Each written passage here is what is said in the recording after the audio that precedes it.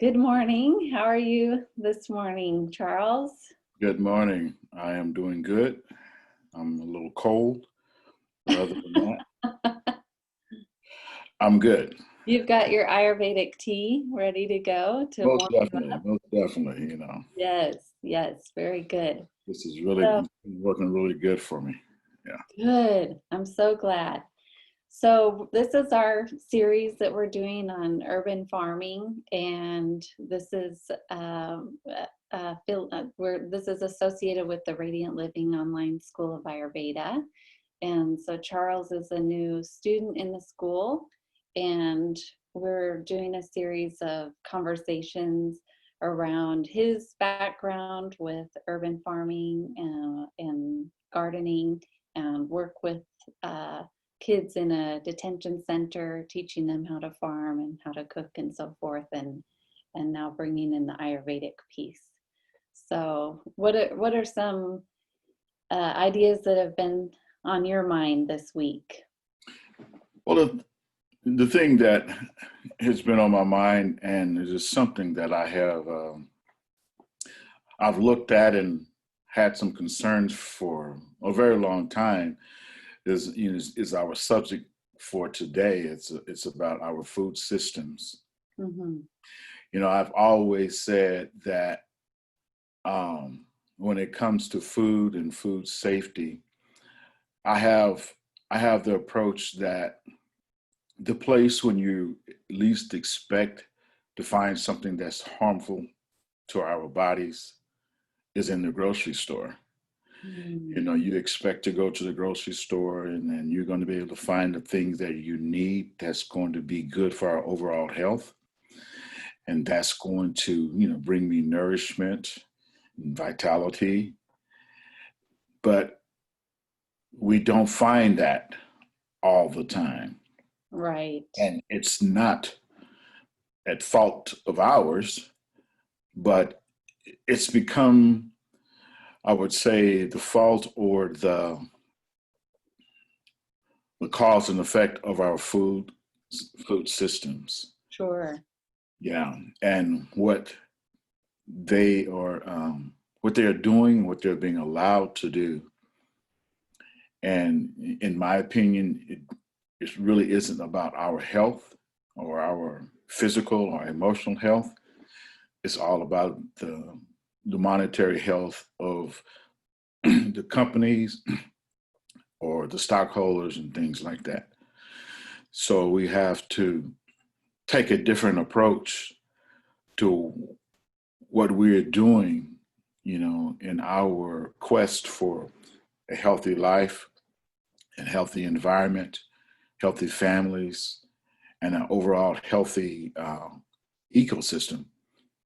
So those are the things I, was thinking about and just looking at and wanting to become more in tune to it, getting more knowledgeable about it, and also wanting to share that knowledge with other people. Right. And, yeah, and the whole aspect of the Ayurvedic medicine and food as medicine is a very big part of my thought and my overall wanting to help in my way of how can I help people? How how can I bring about a way of healing people, without always giving someone a pill, and putting them in a hospital and unnecessary surgeries, and our children are getting sicker, and they're just the whole system, in my opinion, is really out of whack. It is. It's Yeah. upside down. It's very upside down, Mm-hmm. and I don't see it getting any better.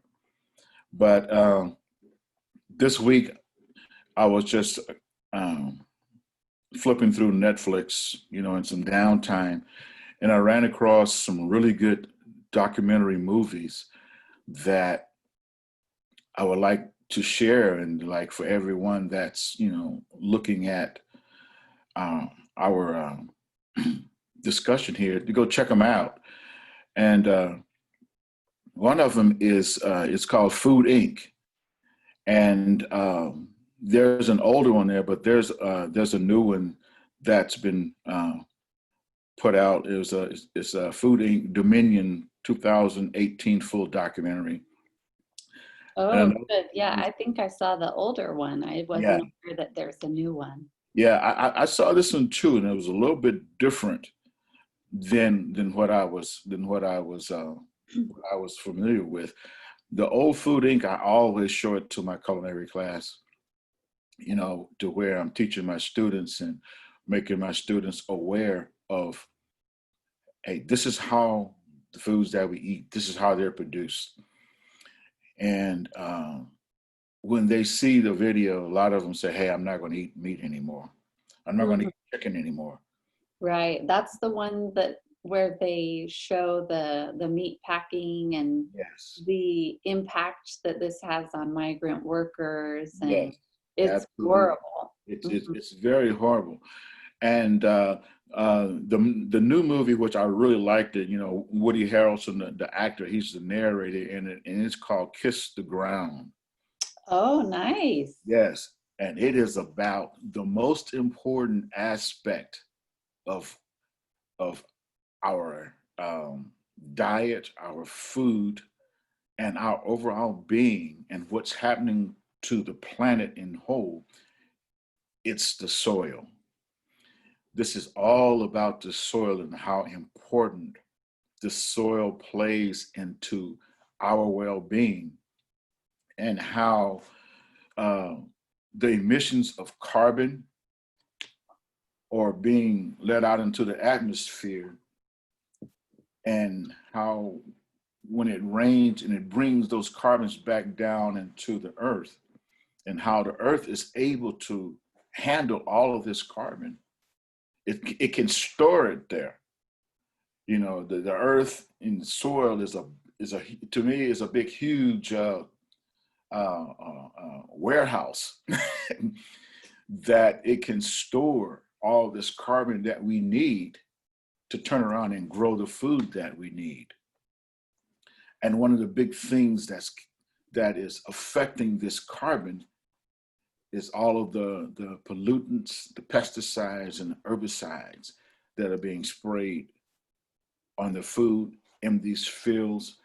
How large acres of growing land that used to be productive are pretty much dead now, to where nothing can grow on them because of all the stuff that has been sprayed on them. Another one is called Cowspiracy. Ooh, I haven't heard of that one either. Yeah, it's Cowspiracy, Cowspiracy. And in it, it talks about the amount of methane gases that is being put into the atmosphere based off of feedlots and the way our beef stock is being raised.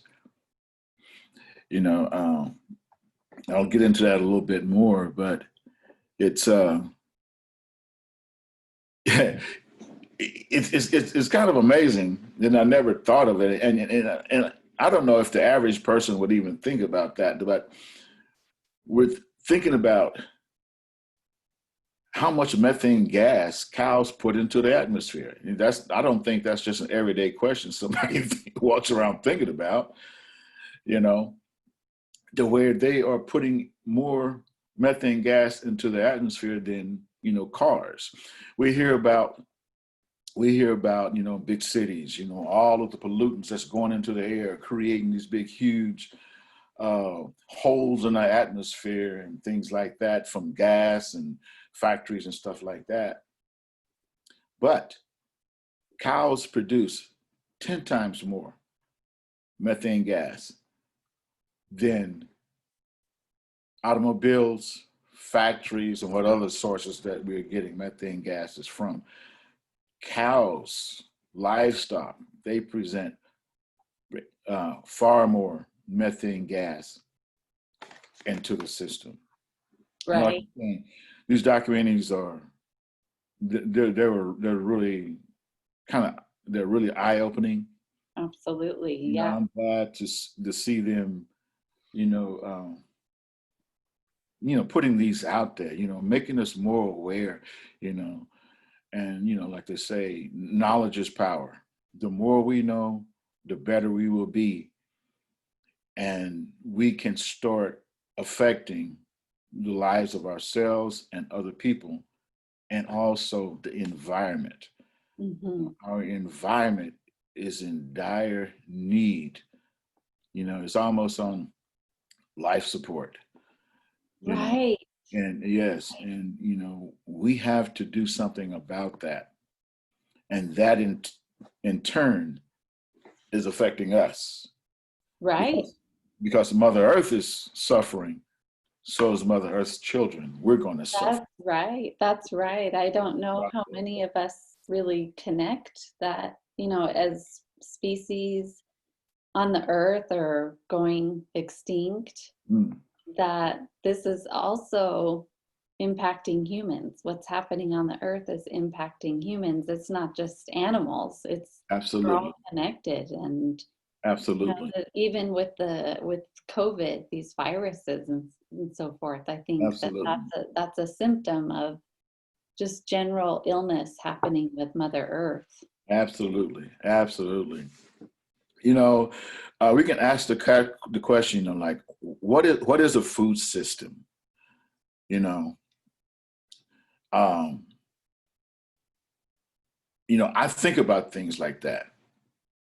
What is a food system? What's incorporated in a food system? What's included in the food systems is growing, and then you got harvesting, and then there's processing, there's packaging, transportation, consumption, then of course there's disposal. Right. All the things that's created with that. Okay, we can let's look at growing, for instance. Uh, we don't grow things the way that they did, I guess, for lack of a better term, back in the olden days. Back in the old days, we not grow things that way anymore. Um, a lot of our foods that we are consuming, um, they're grown in nutrient um, suffering soils, Hmm. and they're being pumped up to grow through some type of a chemical, you know, because the soil is so um, it's so lacking of anything natural that's going to cause our foods to grow. Right. And of course, in order for that plant to grow, it has to take in everything that's in the soil, because that's its source of growing. So when it's uploading these things from the soil into that plant, and then we take that plant and we consume that plant, now that has become part of our overall physiology. Right. So Yeah, then we end up with people who have nutrient deficiencies absolutely. and it all starts with the soil, All starts with the not soil. what we're eating exactly, but it starts at the soil level. Right. And you see these deficiencies in our children now, Right. which is very sad. You see these deficiencies so much in our children, to Hmm. where it is affecting their mental capacity, um, their their bloods, their skeletons, everything. It's based on what's going on in the things that they're consuming. Hmm. One of the things that I really uh, don't like to see, and they putting them into the schools, is all these hot chips. The hot Cheetos. Yes. Yeah. Yeah. Yeah. And I have said this time and time again. We are raising a generation of children that are going to end up with ulcerated stomachs from Right. all these hot substances that are being put into the food system, and then these are going into the schools, into the vending machines and things like these, and kids are eating these things by the tons. Right. Yeah. I learned about that when my kids were around middle school age. Right. Actually, when we moved to Texas, there's a product called Takis. Yes. I don't know if you've heard of Takis. Yes. My Yes. son The would, kids love toffees. Yes. yeah, I guess he was getting them at school, eating them at school, and then he was asking me to buy them. And I said, "What is this? That's not Exactly. food. I'm not going to buy that for you." And then I started noticing Takis wrappers outside, just litter outside. Right. It was the same thing, you know, the kids in my family. They were asking for these, I want some Takis. I want some Takis. It's Takis. And I was Hmm. like, what is that? Hmm. And then you discover what it is. It's a tortilla chip that's covered in this red substance that's just extremely hot. Yeah, red And river, yeah, and whatever. yeah, and who knows what that red substance is, Hmm. you know. Um, and I saw that as being very detrimental to us in the long run. That's going to be affecting our intestines, our stomachs, our esophagus, and everything else. And it's going to cause a lot of problems down the road. So the most important thing about growing is that we have to get to a point to where we're doing sustainable growing.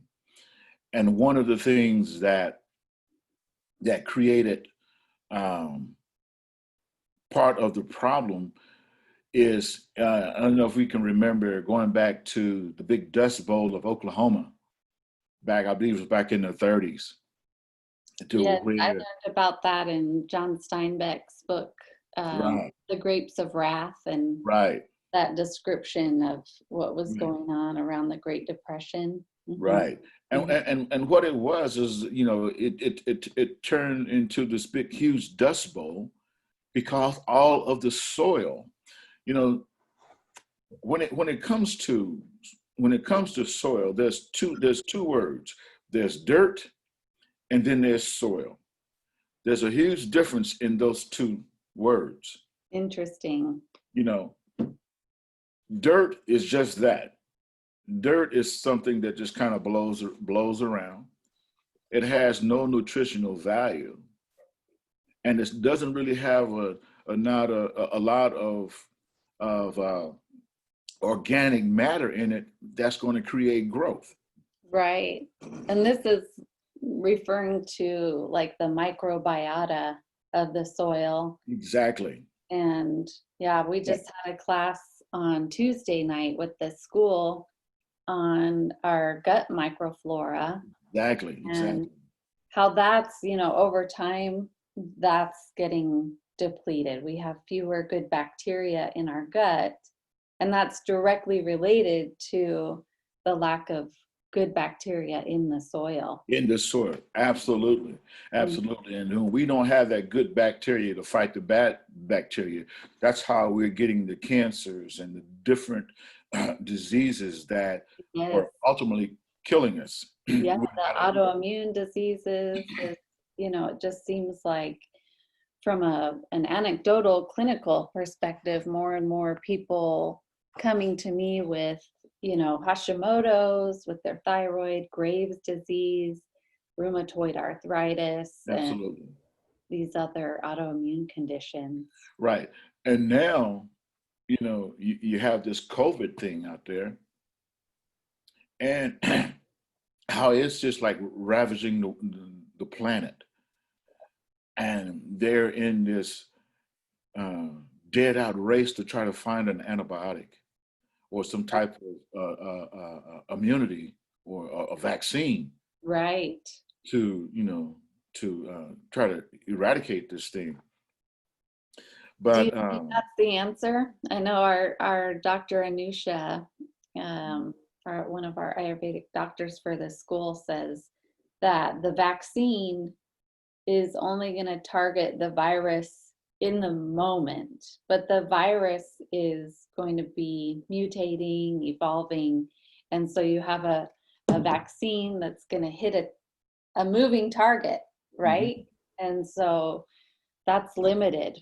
Uh, and with the same thing with there's resistance to antibiotics now. Exactly. So that has its, life-saving components, but it also has its limitations. Yes, the whole thing about antibiotics, you know, and I can speak to this from my own personal experience. Back in the day, you can get a shot of penicillin and it would almost take care of everything that you needed. Right. When it came to some type of a virus or something like that. And that was the thing, you got penicillin, bam, a couple of days you were good. But now, what is going on in our food system, they're adding antibiotics into the food, and they're adding steroids into the food. They're adding antibiotics into the food so uh, well animals don't get sick. And therefore, when they're eating these things, then we're consuming these things. We're building up this antibiotic resistance in our body. Now, look at this whole circle here, okay? Uh, Antibiotics being added into our food supply. We're consuming these antibiotics. Therefore, our bodies are becoming more resistant to antibiotics. So therefore, when we get sick, we have to go get a stronger antibiotic. And it's continuing to get stronger and stronger and stronger Mm-hmm. in order to be able to fight off things that at one time, I don't know if you can remember, back in the day, my mom would give us castor oil. That was the most horrible tasting thing. God, but We you didn't got do well. that. We didn't get that as kids, but I'm having clients take Yes, castor oil now. That's part of Ayurvedic medicine yes, for castor oil. purging the small intestine. It just helps Right. things flush out. In Ayurveda, it's helping flush out the doshas. Yes, The excess of what happens when we have excess of certain elements, and that they've gone to areas of the body where they don't belong. hmm So tell me about how you were given castor oil. I'm interested in that. yeah, castor oil and cod liver oil. You know, oh God, I can still taste that now. And this is when I was, I wasn't even a teenager. Those were the things that my mom would give to us. Hmm. When you start getting the cold, she went and got that spoon of stuff, and God, it tastes That's interesting. horrible. Okay, that is very interesting that she had that knowledge, and Yes. I wonder where she got that. Well, It's just passed down generation to generation. yes, it was our grandparents. That's what our grandparents. That's what they use, to heal ailments and things like this. You couldn't, just run down the street to the doctor. You couldn't, call up your insurance company. Can you recommend a doctor that's in my network? That's Yeah, take it my was Dr. Mom. yeah. It was Dr. Mom, Dr. Grandma, or whoever. Right. you know, but we got well. We got well. And, a lot of those things now, and just looking at that whole circle of how these things are being added into our food. And then we look at, okay, who owns these things? Who owns these genetically modified, organisms that are being put in there? Who owns these things? And we look and see, wow, they're owned by the pharmaceutical companies. Wow. So when you look at that circle, okay, things are happening to our bodies that's creating a resistance to one antibiotic. So they have to create another antibiotic that's stronger. Hmm. So you see the whole connection here. So it's like, okay, the pharmaceutical company has to make a stronger one to take care of us. But they're also part of creating the problem of us needing it. Right. So Yeah. it turns into this whole thing about Yes. monetary. Hmm. Now you need a life-saving antibiotic. It might cost you $100+ just to get one shot of it or whatever. Right. And it's getting so ridiculous to where these things are causing us to, you having to choose between medicine and food. Right. When we just That's a good point. It's like, yes, am I gonna buy my prescription medications this month? right, And right, that food budget is going into sick care. right, right. And diabetes, heart disease, and all of these things. It is, in my opinion, coming from a broken food system. Right. Part of it. Hmm. Okay, we looked at the growing part, which the most important part about that is the soil, and then the seeds, and how our seeds need to be heirloom or organic seeds. How the whole system has changed. We go to the next aspect is harvesting. You know, uh, Foods now, say they're harvested before nature says they're ready to be harvested.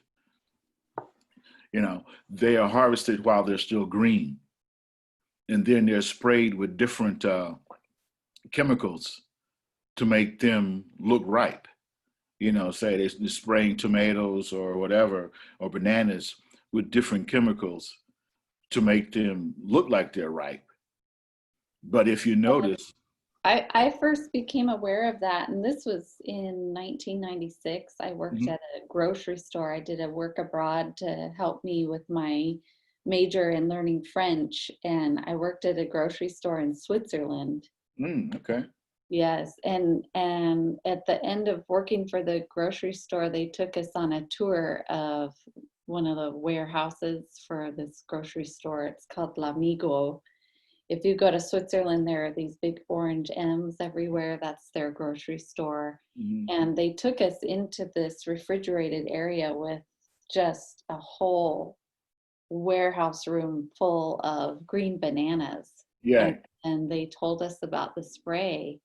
And I was 21 at the time, and I just knew that's something is not right something about is not that. right about that Yeah. exactly. Yeah, and the one thing I want to mention about soil and what created that big dust bowl in Oklahoma, what they tracked it back to was they were tilling the soil. Actually, they were plowing up the soil, and that was causing erosion, and all of the nutrients were being washed away in our soil, and then it turned into dirt. So now, but there are better ways now to plant seeds without having to till up the soil. There's Mhm. machines, that uh, you can see that they just create just like a cut in the soil, and they're able to put the seeds in just these slight little cuts. So they're not putting in a big disc plow that's digging up the soil.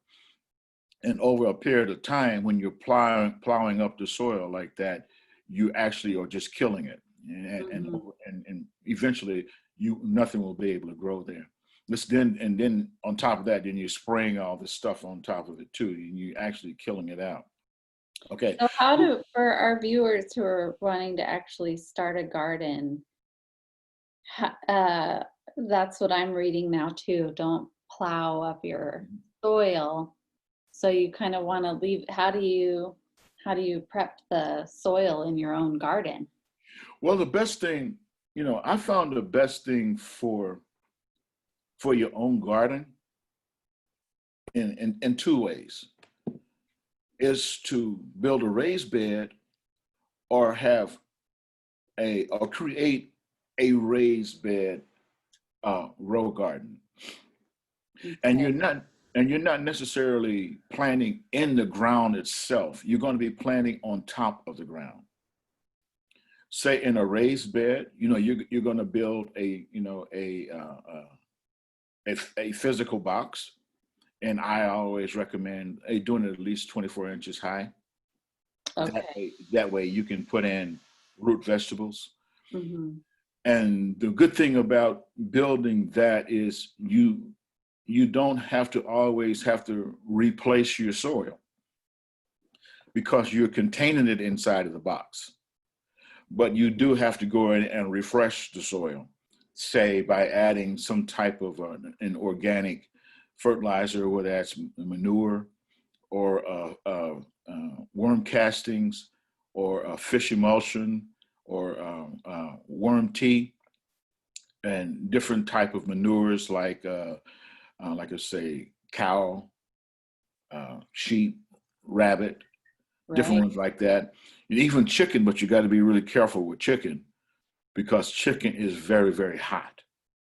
It's very high in I believe it's nitrogen, and it will. Oh, interesting. So Yeah, the yeah. Ayurvedic connection there would be like the Agni, Hmm. the digestive fire of the soil itself is too hot. There's actually a term for that, Tikshna Agni, sharp or hot digestive fire. So when Right. in the human body, when things get too hot, then there are things like reflux and burning sensations in the stomach itself, and then the appetite's too high and the food is getting metabolized so fast that the person just constantly feels malnourished, Hmm. Hmm. and then they're Yeah. having frequent loose bowels as well. So Right. so Right. we don't want things to be too hot in the soil either. Exactly. Exactly. Because when it's too hot, like I was saying, it will destroy the roots. Oh, And interesting. yes, and it's interesting too how different animals will produce a different quality of a fertilizer. You'll get a different fertilizer in a horse manure as compared to a cow manure, and also as compared to say like rabbit. Like I said, you got chicken and different animals. Each one is producing something slightly different Hmm. that's going to affect the soil. And then also replenishing, your soil with your nitrogen, the things that you're growing in there also, you know, Right. with different greens, plowing them back into the soil, putting that back into the soil. And Interesting. certain plants themselves will inject things back into the soil as it's growing. Hmm. Some will take out nutrients and some will put them back. It That's also it takes it out and puts things back into it. That's how when you have different types of row crops, I mean cover crops, um, or some of them they call manure crops. They're basically different types of plants that you can put in your garden. Say during the winter, during the dormant period of the time, you can use a cover crop. That cover crop's going to do two different things. It's going to add nutrient to your soil, and it's also going to bind the soil together to uh, help cut down any type of erosion that you may have. Okay, interesting. So yeah. what's an example of a cover crop? Cover crop could be things like clover, um, and I'm not sure about all of them, but just small things like that. Just little tiny, they're just little tiny plants that you that you can plant. Say take a look at in your yard per se. if you don't use a lot of herbicides in your yard, you can start to see how nature really starts trying to heal itself Wow, yeah. With the by growing clover. different, yeah, by Hmm. growing different things. You know, um, I wish I knew more about the different type of, things we call weeds, but they're actually very beneficial. The Yeah. medicine that tries to Ah, grow them. yes, exactly. I have a book called um, something like um, Weeds That Heal. Exactly. Hmm. And and what Mother Nature is trying to do is heal the soil by Mm. producing the different weeds and things like that too, that are help bringing about nutrition to the soil itself. But mind you, there are some monsters out there in there. And when we talk about the different weeds, because the weed will outgrow your produce if you're not careful Right, and right. overtake Yeah, your yeah, garden. yeah. So things like sunflowers, right? They take a lot of the water away from the other Right. plants. So, Exactly. And hmm, you also have to take in consideration our beneficial bugs, allowing them to do their thing because they become natural composters. A good sign of a good healthy garden is when you start seeing the butterflies, when you start seeing the dragonflies, and when you start seeing the ladybugs, and you start seeing spiders and things like that. These are good indicators that you have a healthy garden. that's great because they have things to eat. They have things to eat. So You when know, we found that tarantula in our backyard in Texas, it was a good sign.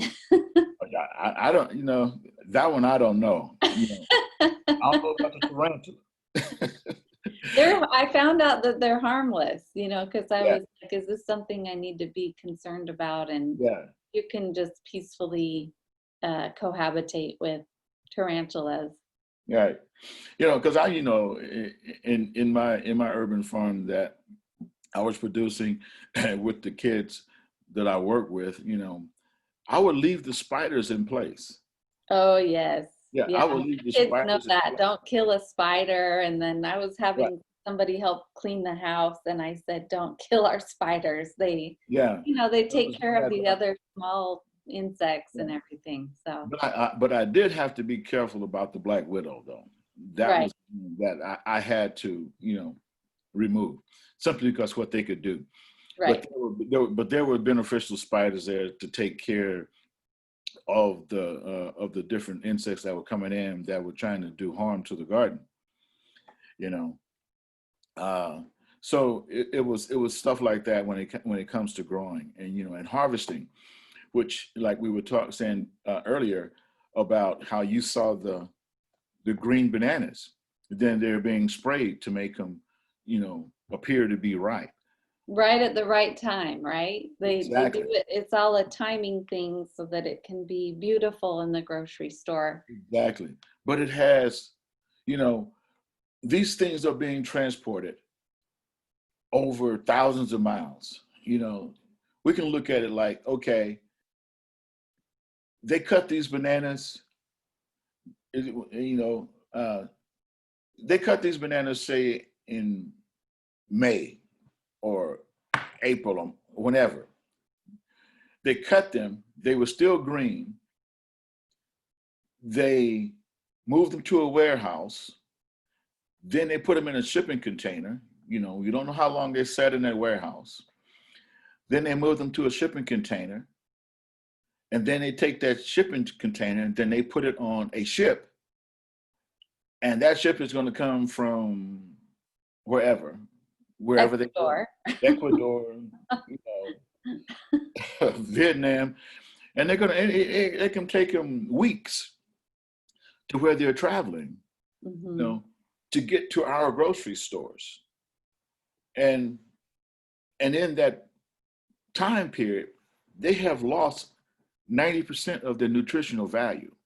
Interesting. And so, therefore, when we get these things, if we reflect back, bananas are not as sweet as they used to be.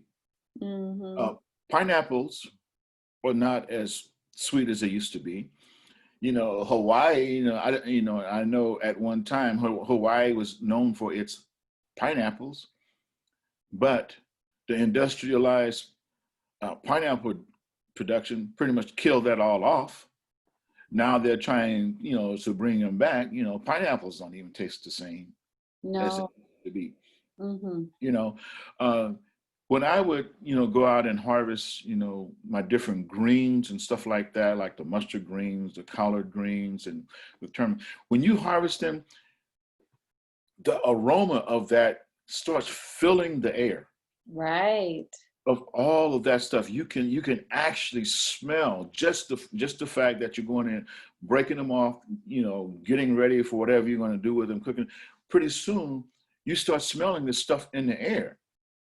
That's a good sign that you have a really good environment going on when you can start utilizing the senses that you have of smell, and you can smell the things before you even start cooking it. Right. You know, And that's the smell is that not what's attracting the butterflies and the dragonflies and the honeybees and all of that. exactly. And it's the thing too of when you put in, say, a bee box, just the bees themselves will cause you to have almost a 50 to 60 or even higher percentage of food production just by the mere fact that you have bees that are in the area of that, or doing your pollinating. Right. And if we lose our bees, we're going to lose our pretty much a large portion of our food and fruit production. Like almonds depend solely on the bee population to pollinate, the almond grows and things like this. It's 100% about the bees and how they have to come in. That's And an there's an interesting Ayurvedic connection there because almonds are traditionally used to build what's called ojas.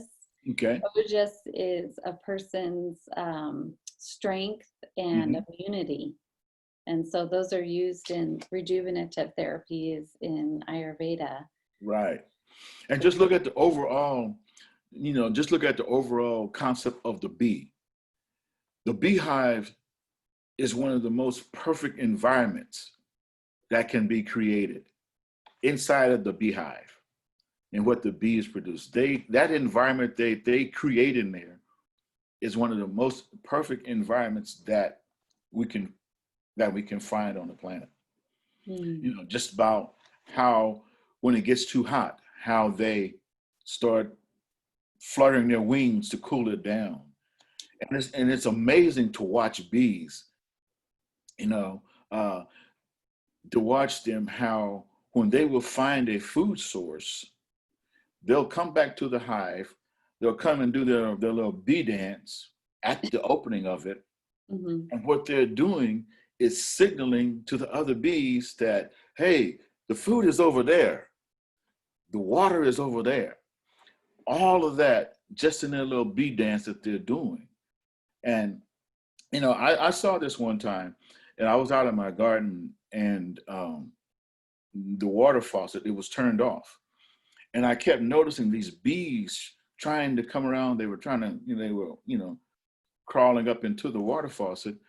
They could smell the water, but it was no water. Oh, They could smell the water, but it wasn't dripping or anything. So what I did, I just turned on the water faucet just to barely get a little drip, a little drop. And within a matter of a very short period of time, there was a constant back and forth of these bees coming to get water because oh, that's fun. Yeah, because I had put a beehive out there in the area to where my garden was, and within it was a very short period of time that there was a constant back and forth of these bees coming to get this water. You know, that's so smart. I bet that felt nice to be nourishing them. Exactly. It really did. It really did. And I was just amazed at how quick that it happened, that where they discovered water and within a short period of time, they had told, hey, the water's over here. We need more. And everybody goes to work. The news was out. Yes. Mm-hmm. So, uh, and that's all part of our harvesting too, is the whole connection between the bees. Because if we don't have the bees, we don't have the harvesting. Mm-hmm. And then we go to the part of processing. This is all part of that food system. We go to processing, which is when you look at these videos and you do your research on them, you find out how inhumane the processing plants are, to where they may be killing, say in a beef processing plant, they may be killing 1,000 cows an hour.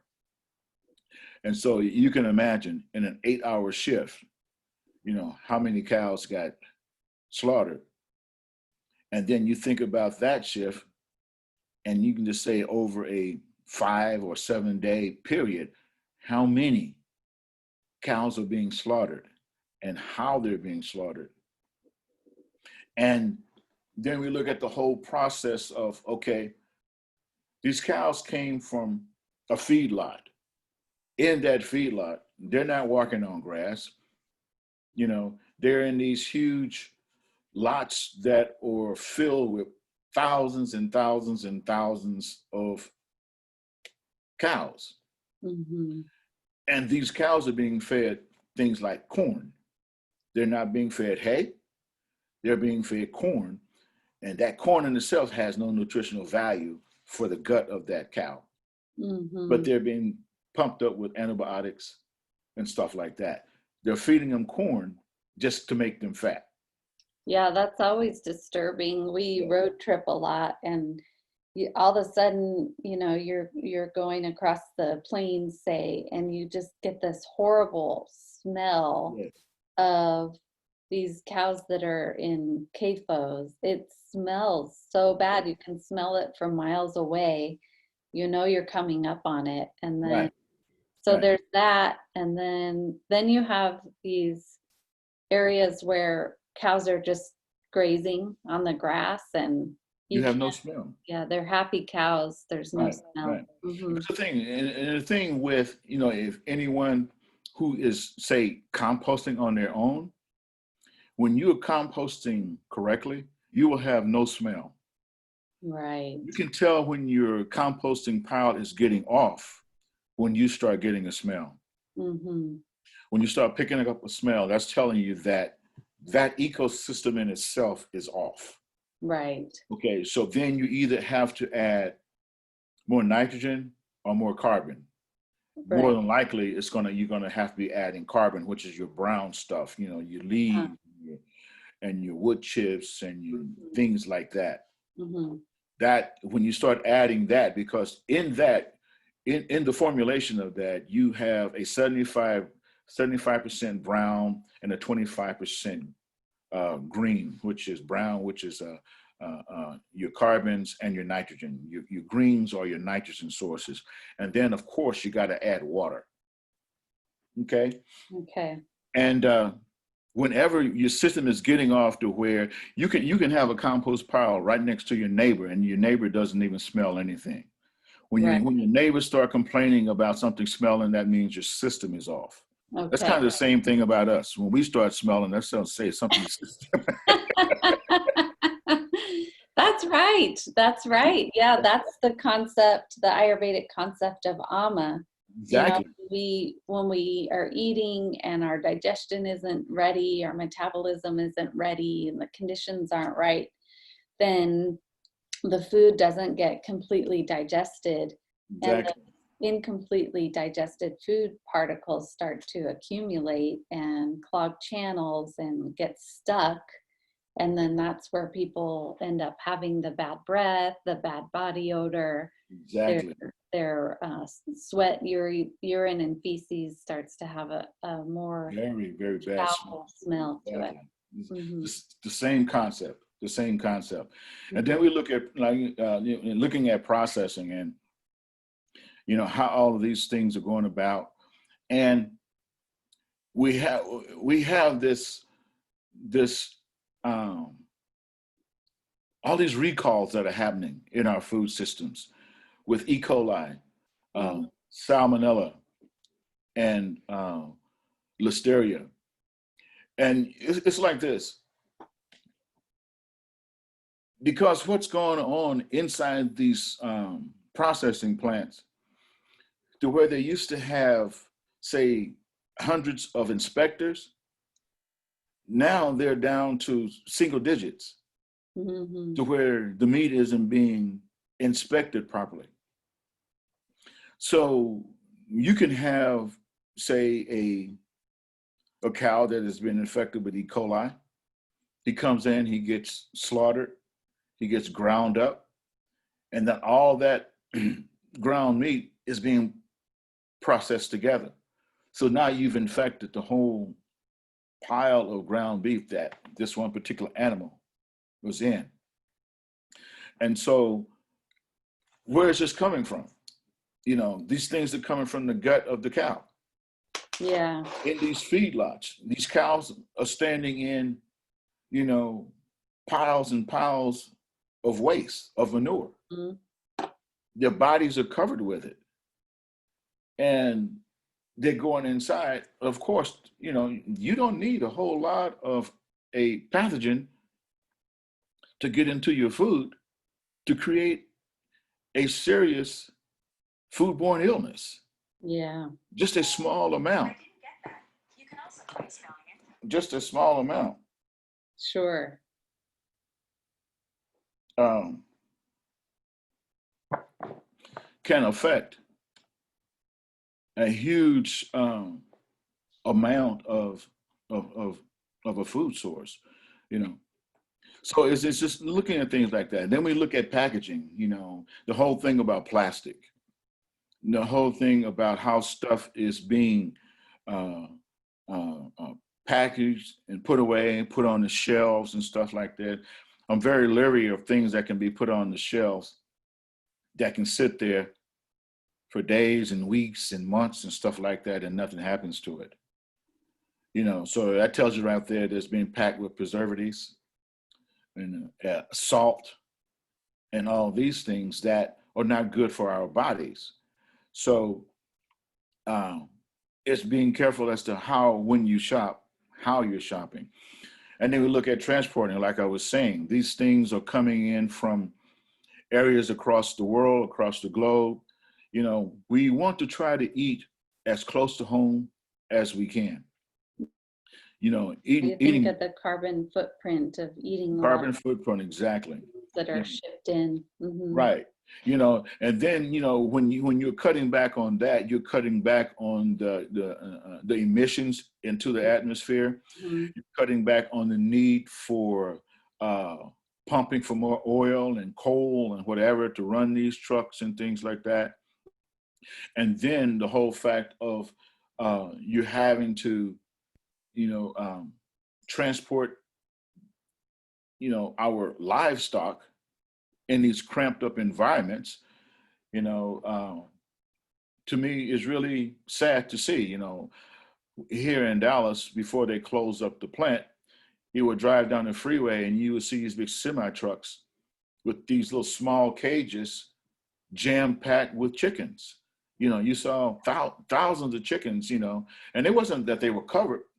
They had just, strapped all of these cages, strapping all together, and you're seeing all these chickens. You got chicken feathers blowing all down the freeway and stuff like that. I And shouldn't be laughing, but yeah, yeah, that's and you horrible. see these little baskets that were so small, but they were jam packed to where the chickens couldn't do anything but just sit there. Hmm. And you know that that bird is in some type of distress.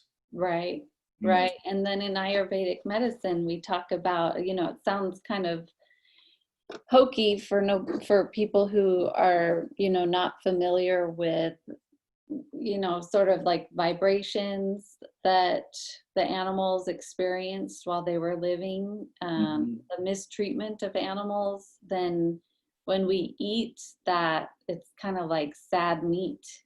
Right. Um, Exactly.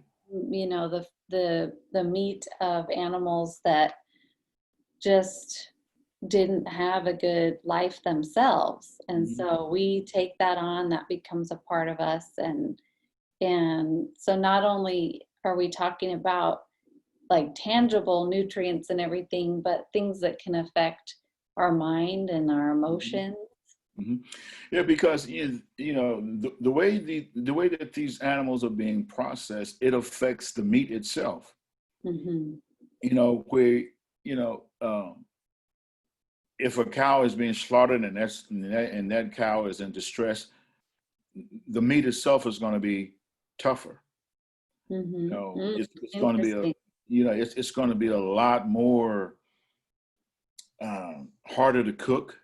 This is the same thing with the same things with with chickens. Hmm. When you look at a free range chicken, the way it looks when you say you crack it, the egg yolk is going to be tougher to break open. It's going to be a far darker yellow than a chicken egg that you gotten maybe from a chicken farm. They may say cage free, but basically they are in these enclosed areas that Hmm. are in complete darkness. That they just, you have thousands of them just running around, and they can barely move around because there's no room for them. Right. And then when they're creating, causing these chickens to lay eggs, they're putting them in cages, and all they do is Hmm. eat and lay eggs, eat and lay eggs, and after they stop, then they send them to get slaughtered. You know, so it's things like that that's in this whole processing and packaging and transporting that we really want to start bringing more awareness to and educating people on.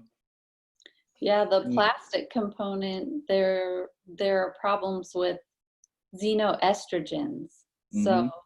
estrogens that are coming from an artificial source, and then that can contribute to cancers when people Exactly. are exposed to those xenoestrogens. Right, right. You know, and some other types of food systems, we've talked about farming systems, we're talking about agriculture, our ecosystem, and the ecosystem which is in distress right now.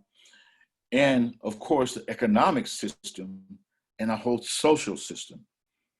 A lot of the things that we see now are driven by the economic system. And like I'm saying, the ecosystem being affected is driven by the economic system and Mm. how all these play in together and overall how they affect us. And within these systems, we have the subsystems of water, energy, and of course, finance, marketing, and then policy. And then we have culinary. The big part of what's going on in our system is this thing of policy Uh-huh. and politics. Right. How that is playing such a strong part in how we eat, where we get it, when we get it. And uh, the thing of how policy and politics is causing things to be put into our food systems that they want to keep undercover. I can understand how a company will pay millions of dollars to try to cover up what's being put into our food. Mm-hmm. I can't understand that concept. Mm-hmm. If it was good for you, you would want to tell me about it, right? Right. You would want to put it on a label. All the good things here. you'd want to tell me about it. Hey, go buy this because it has all this in it, and it's Mm-hmm. going to make you feel this way, and it's going to help you. But Mm-hmm. they'll pay millions of dollars, so you can't label it to say, well, it has this long word there, about 16 letters in it that you can't pronounce it, Right. and you can't understand any of these things in there. But they pay millions of dollars to keep that stuff under wraps. So it Mm-hmm. makes you ask the question, what are you hiding? Right. And so what they're hiding is the fact that these things are additives and dyes and things that are causing us to have cancer, Alzheimer's, ADHD, blood diseases, heart diseases. These are the things that's happening to our systems. Right. Our body is at a system, which is another thing that I want to talk about is, not only do we have to deal with the ecosystems and what's going on with deforestation and how they're burning down acres and acres of forestry. They're doing that so they can start growing more beef and things like this. But this is affecting our overall ecosystem Mm-hmm. and how our air is not as clean as it should be. Our water systems are drying up. It was really interesting when I found this out, that it takes 1,000 gallons of water for a dairy cow to produce 1 gallon of milk. Wow. Wow. 1,000 gallons of water That's for incredible. a dairy cow to produce 1 gallon of milk. That is incredible. And how most of the grains like corn and soybeans, 80% of that stuff, 80% of those grains are being grown for feedstock Mm-hmm. to feed the cows. Mm-hmm.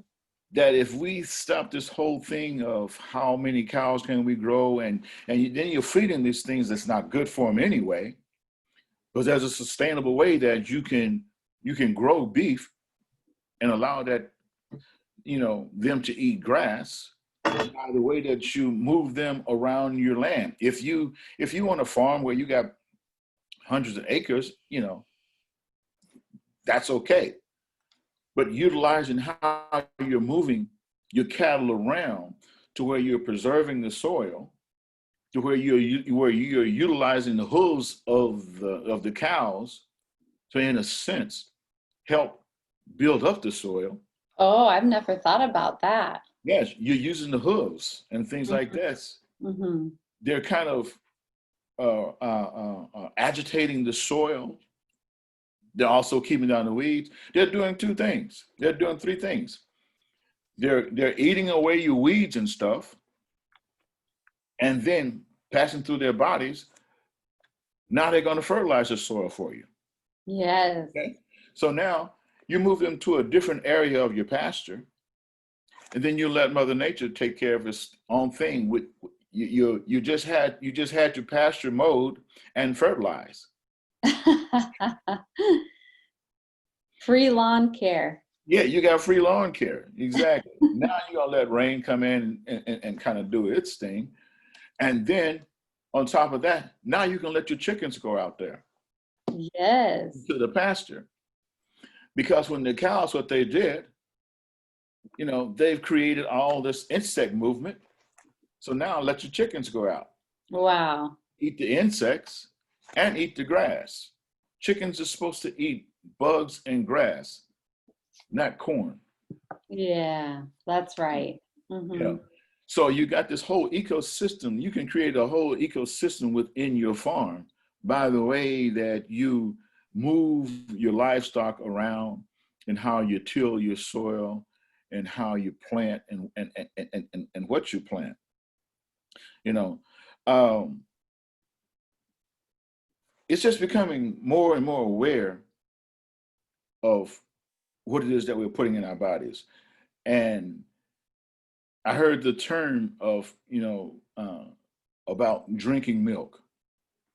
I stopped drinking milk some time ago, I mean, cow's milk. Right. I stopped drinking cow's milk. And I heard the term cow's milk is referred to as baby cow food. Right. It's referred to as baby cow food for that little calf to grow into a 400 or 500 pound cow. That's what that milk is produced for. Right. Right. That's what that milk is produced for. And so when we're consuming that, I like the idea of the different type of nut milks that we have now. You got your almond, your soy, all those different things like that, because when I do say like have some type of a cereal, I'm using like an almond milk in it because Right. I cannot, when I found out the different stuff that goes on inside the milk, I could not, mentally, I could not take another drink of it. Right. Yeah, I think other people are also going vegetarian and vegan for some of these reasons. And when you say all of that water consumption that had to happen to just get that 1 gallon of milk in the grocery store, that's incredible. Yeah, it's 1,000 gallons, and we're struggling now with water. Right. Water conservation. Right. Mm-hmm. We're struggling now with water conservation, and all of this that we've talked about. It plays a major vital part in our physical and emotional well-being. Mm-hmm. And what has happened is a major breakdown of cohesiveness between our bodies and food production. There's a major break between our bodies and what's being produced. Where you have all the different additives that are added into it. That's a breakdown, okay? Right. Because we have the food systems, the ecosystems, all these systems, and our body is a system in itself. And all inside of our bodies, there's systems too that work. And we are just extensions of the earth. Exactly. We're made up of the same elements, and we need the same mechanisms to be in place in order to function properly. Exactly. And when one small piece of that overall system is not functioning right,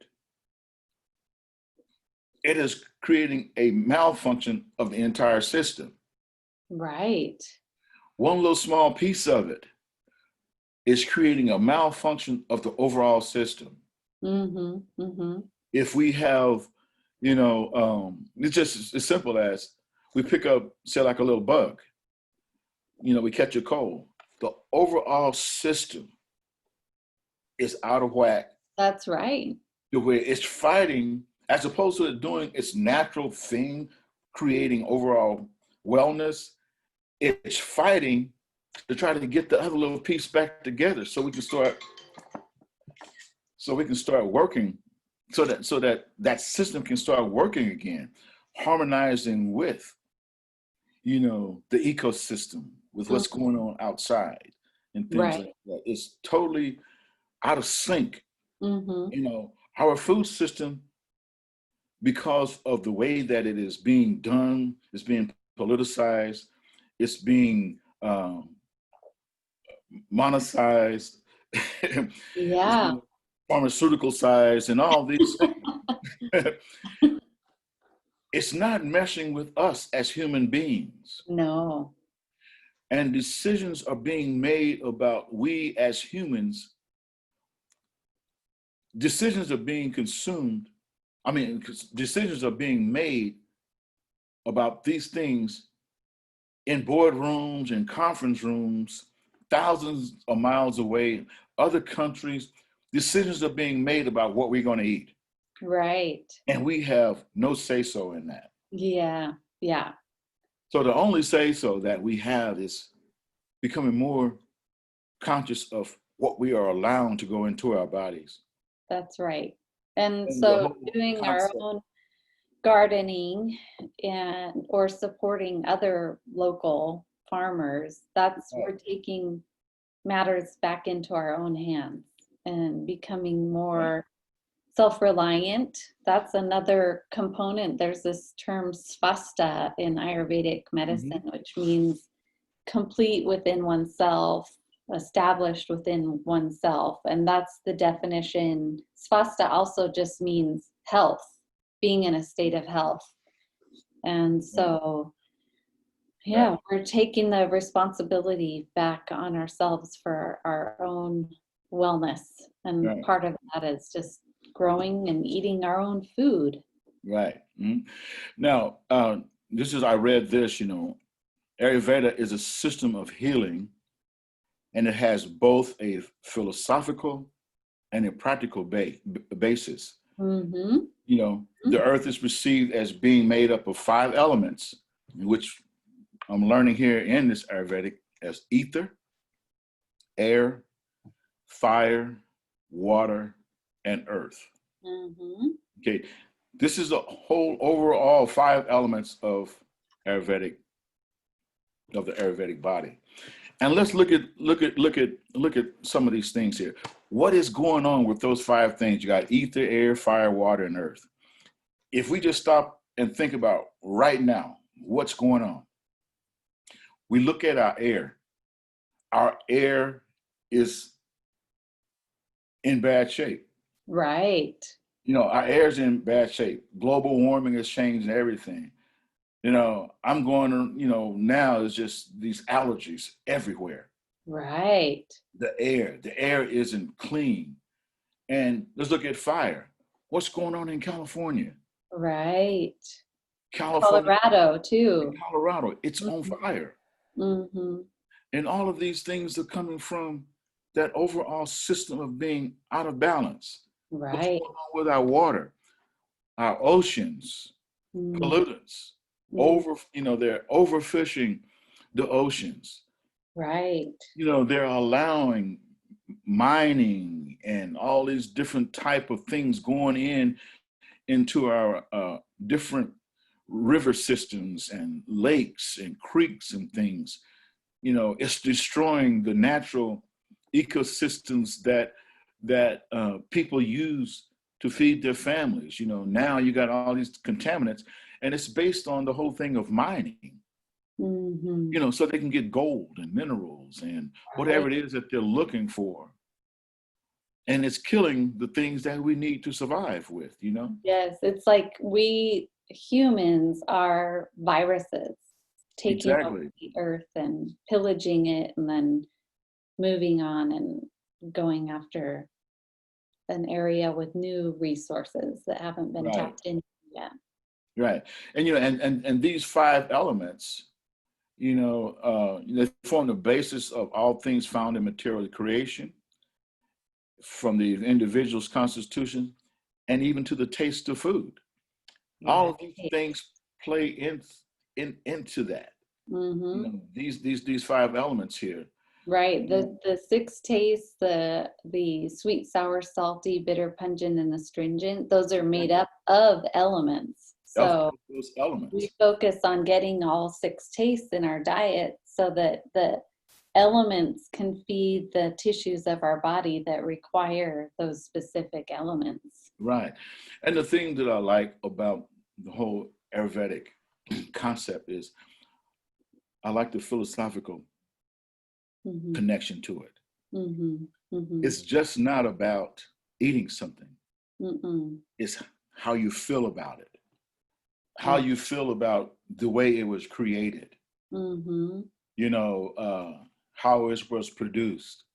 You Mm-hmm. know, it's like when you take something from the land, you know, the Native Americans, when they would take something from the land, they would always put something back into the land. Mm-hmm. They would give something back. Right. You know, they would give something back into it. You Right. know, and then they would also, just like you were saying at the beginning, you would say a blessing. You know, it's like when they hunted, if there was a deer or whatever, they gave thanks for that. They gave Right. thanks for that animal giving its life so Mm-hmm. that they would be able to sustain themselves. Right. You know, so it's that type of philosophical aspect that we're missing now in our food system. Right. You know, it's like all of the care, the love, the affection for nature, human beings, human life, it's gone Right. because Right. The sanctity of life, sanctity of the life, sacred right? aspect of life and food and gathering around, cooking and gathering around food and being even connected, with family and friends. Exactly. We've We're lost that losing connection. connection. Yeah, we're We've losing lost the connection. connection. And Mm-hmm. now we've added another piece to it. Social media. Right, right. We've added social media to it. Mm-hmm. Now, when you come to the table, you got a 3-year-old with a iPhone Yeah. Mm-hmm. looking at a movie, Mm-hmm. playing a game. You can sit at the table, in which I don't allow here when I have, my grandchildren here. Say when we sit down to eat, your phones are not here. You Yes. do not bring your phones to the dinner table. When you're Right. sitting there eating, if you're just sitting there with yourself, you're not sitting there staring at your phone. That's so good. Yeah, no Yeah. phones allowed. No phones allowed when we're eating at the dinner table. Mm-hmm. You know, yeah, you get the, but it's okay. Yeah, deal with it. You're at One of the Poppy's house. kids, I visited the school, one of the teachers had a parking lot for the cell phones. It was like this thing with pockets, and everyone Yeah, just had to yeah, leave their yeah, cell phones in the parking lot. yeah.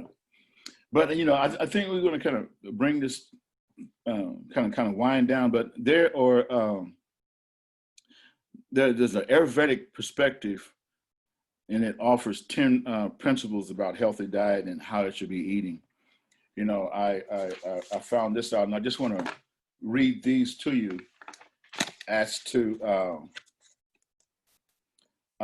these principles and how a healthy diet and how we should eat it. Number one, and then according to your body type, it's two. You got your kapha, your pitta, and what's the other one? The vata, The vata, vata. I'm yeah, getting there. air and ether. I'm getting there. Okay. I'm here to help. You're the kapha, I've got the vata. We'll help each other. Okay. Number one, foods need to be hot, usually cooked. Mm-hmm. Two, foods need to be tasty and easy to digest. Mm-hmm. Foods need to be eaten in the proper amount, not too much or too little. Right. One thing, I kind of checked myself on that this week when I started looking at that. I was like, okay, you need to watch how much you're going to consume when you sit down to eat. You don't need to eat to where you're just so stuffed. Right. And I began to realize that too, with when I would get overly full or eating too late, it brought about anxiety to me. Interesting. I Yeah. had this fullness, and it created this air that where, man, I just felt anxious and I couldn't sleep. Mm-hmm. Before, we would get full, and the first thing we would do, because when your body starts breaking down all these different things, you start getting tired, so it puts you to sleep, right? Right. But it started doing the opposite to me. It Mm. started keeping me awake. And so Interesting. now I don't go to bed full or I don't sleep full, Mm-hmm. you know, and I'm learning, eat enough to where your hunger is gone, to where you don't have to consume so much at one time, but eat more often. Mm-hmm. Okay, Yeah, you don't eat have to regularly. Have, eat regularly, 3 square and you don't have, meals a yeah, day. and Mm-hmm. to and try not to wait till you get hungry to eat, because then you start grabbing everything. Right. Yeah. Have your meals planned out. Yeah, yeah, Yeah. you know, Yeah. and how much you're going to eat. Mm-hmm. And then too, you can be the opposite if you don't eat enough. You get that when you get to the whole anorexia type illnesses and things like that, where you're just barely eating enough to keep the body in motion, to where all you're doing is just filling a void. Right. And you know, so you got the opposite of eating too much or not eating enough. Right. No, you didn't get in the whole concept of eating too much. It was of gluttony. You know, I Mm-hmm. had a friend, and we were talking, and he had told me at one point he had weighed over 500 pounds. And Wow. when I had met him, he was like 180. So it was hard for me to believe. And he had lost all his weight on his own. He didn't get the bypass. He lost it all on his own, on how he changed the way that how he ate and what he ate. But he said when he was that heavy, his mental thought was, there is never enough food. Wow. There's never enough food. Hmm. You know, wherever it is, there's never enough food. You always got to have. Let's get more food. Let's get more food. Let's get. That's all he thought about. Is he would tell me that on his way home, he would, in the morning, he would stop, and he would grab, a big breakfast on the way to work, and then when he got Right. to work, he would have a snack. And then he had lunch. He'd eat a huge lunch, which could be maybe a couple of Big Macs or something like this, a large big gulp or something like that. In the afternoon, he had another snack. And then on the way home, he would stop and grab more food on the way home from work. And Right. when he got home, he sat down and ate dinner. Whoa. He ate that much food. He said there's never, his mind was always telling him, it's never enough food. Wow. It's never enough food. Mm-hmm. So it's just looking at things like that, to where, you're eating too much or you're not eating enough. Right. Number 4, food needs to be eaten on an empty stomach after your last meal has been digested and not before. Okay. Number 5, Right. foods need to work together and not contradict one another in their actions. Yes. Now Yeah. that's something when you stop and think about it, look into that. You Yeah. know, how, The how, food how combining, that's where I've been really focusing a lot of attention there. Like people will put yogurt with milk in their smoothies, and the Mhm. yogurt is sour and the milk is sweet. And so you're going to get this really odd action in your gut, this like, you know, vying for different enzymes to break up that food, Mhm. and then you Right, right, end up with the like fermentation in your gut and the bloating and the heaviness and right. so forth. And Hmm. then also, when it comes to milk, look what it does to your blood once you put it into your body. Right. It almost coagulates your blood in a It's sense. thick. Yeah. Yeah, it It's gets really really thick. thick. Hmm. You Hmm. know. Okay. Number 6, foods need to be eaten in pleasant surroundings with the proper equipment for their enjoyment. Basically, what we were talking about. Right. When you eat, Right. be in a pleasant environment, eliminating negativity around you, Yeah. and you're enjoying what you're eating it slowly, to where Hmm. you're just not stuffing your face, but you're enjoying what you're eating. You're actually tasting your food. Right. I've seen people, they will get a mouthful of food and they'll chew it 3 times Yeah, and just then scarf swallow. it down like a dog. Yeah, they just put it in their mouth and 3 times, and then swallow it. It's Right. like you just swallowed all that stuff whole. You didn't even How, yes. How do you expect your body to handle that? you didn't even chew it. Mm-hmm. You know. Okay, number 7, eating should not be rushed. What I was just talking about. Eating should not be in a horrendously drawn out affair either. You know, go to your church meetings. It takes forever to. Totally. Mm-hmm. I've been there before, you know. Bring that fried chicken and that potato salad. Oh my gosh, and all the dessert table. Exactly.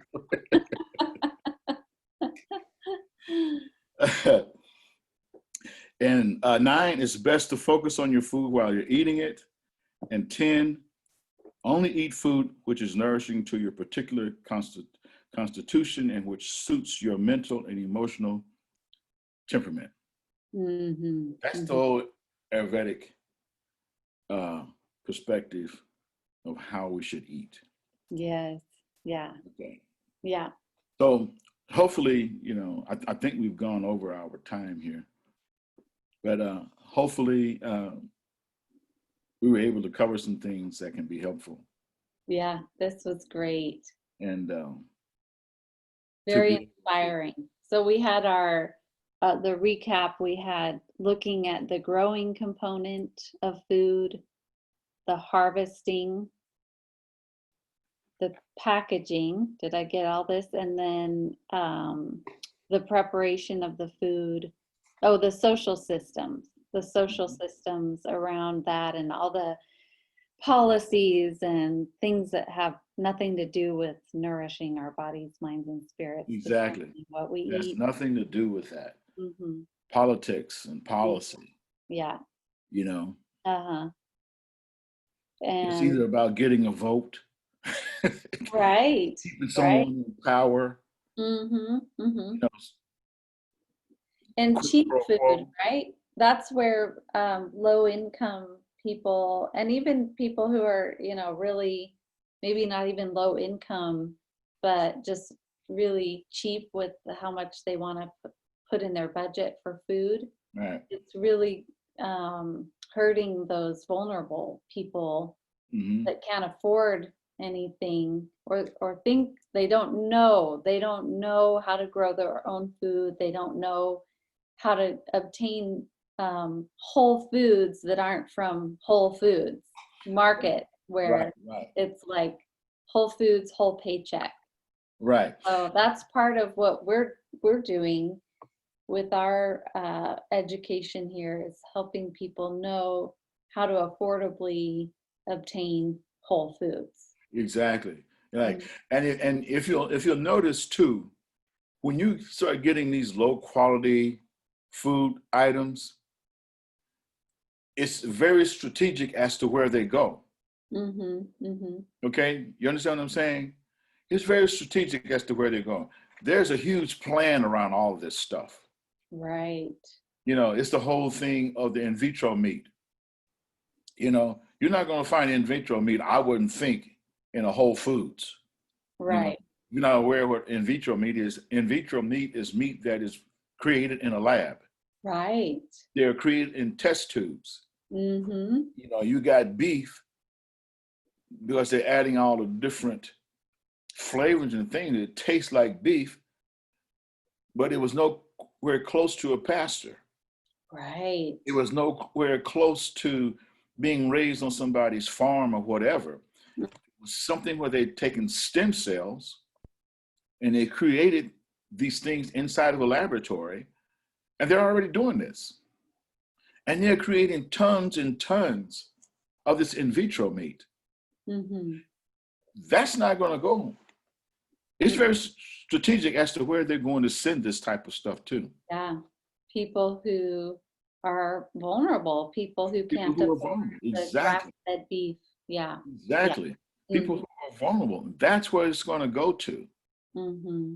You know, and like they were saying, if we just took the foods that we are growing for uh, um, animal feed, we could feed the planet. Right. We could feed the planet. Yeah. And we stop spraying them and things like that. We could feed the planet with wholesome food. Mm-hmm. And Mm-hmm. if we take our animals and raise them and process them sustainably, Mm-hmm. you know, we could all be in a much better physical and a emotional state. Absolutely. Yeah. That's a great conclusion. Yeah. Yeah. Well, thank you so much for this chat with Charles this morning. This was really good. Thanks for your preparation, and yeah, I just pray that this will be a benefit to many people as we distribute this information. So Yeah, and just go back and look at those documentaries on Netflix again. yeah, I'm excited Yes. to watch those. I wrote those down. Yeah, Kiss the Ground, The new Cowspiracy. Cowspiracy, and then the new Food Inc. Yeah, the New Food Inc. Okay. Yeah. It's, you know, it's scary and very eye-opening. Yeah. Right. Ah, Okay. okay. Yeah, we'll have to follow it up with a comedy afterwards. Ah, yeah. Okay. We'll see you Okay. later, my friend. Okay. Thank you, Thank you for your Charles. time. Thank you. Yeah. Have a great day. All right. Bye. Bye-bye.